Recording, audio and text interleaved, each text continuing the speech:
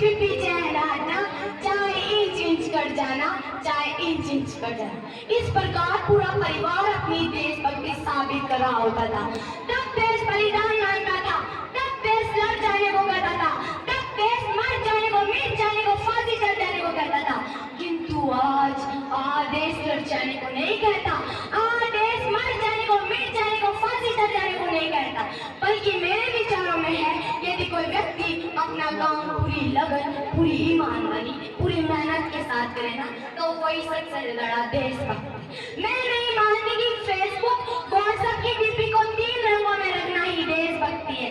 यदि आप कहेंगे कि साथ में हाथ में 2 बार तिरंगा लेना देशभक्ति है, तो मैं पूछना चाहूंगी कि फुटपाथ पे रहने वाला बच्चा ट्रैफिक की छांव में नंगे पांव में जब वो तिरंगा बेच रहा होता है, तो क्या आप इसे उसकी देशभक्ति कहोगे?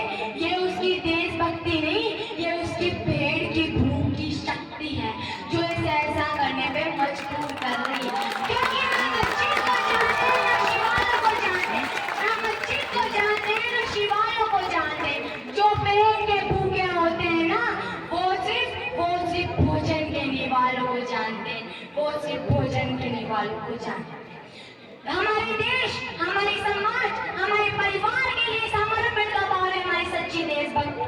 और हर एक देशद्रोही के जीवन में आने वाला तूफान हमारी सच्ची देशभक्ति, ताकि हर एक देशद्रोही समझ सके कि अगर तू परिंदा है तो ये आसमान तेरा, अगर तू दरिंदा है तो शमशान तेरा।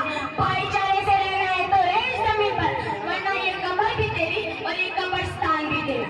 लेकिन एक देशद्रोही से ज्यादा देशभक्ति तब होती है जब एक बेटा अपने बूढ़े माँ बाप को वृद्धाश्रम की चौखट पे छोड़ा था।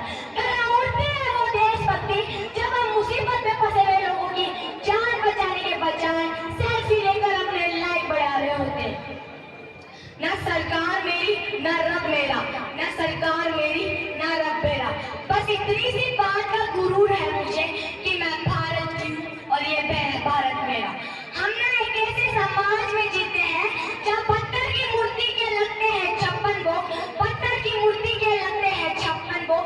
भूखे नंगे तड़पते सो जाते हैं लोग, भूखे नंगे तड़पते सो जाते हैं। मजदूर को मजदूर समझे, मजबूर नहीं। गरीब को काम दीजिए, दान नहीं। अगर दान देने के इच्छुक है तो जीते जी रक्तदान दीजिए, मरने के बाद अन्नदान देकर किसी मरते को जीवन दीजिए। यही सच्ची देशभक्ति है।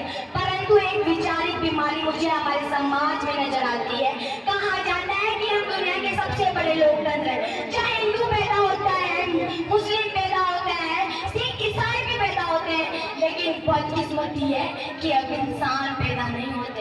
बल्कि मेरे विचार में ना हिंदू की जरूरत, ना मुसलमान की जरूरत, राष्ट्र निर्माण करने के लिए केवल अच्छे इंसान की जरूरत है, केवल एक अच्छे इंसान की जरूरत है। पानी पाओ जय हिंद।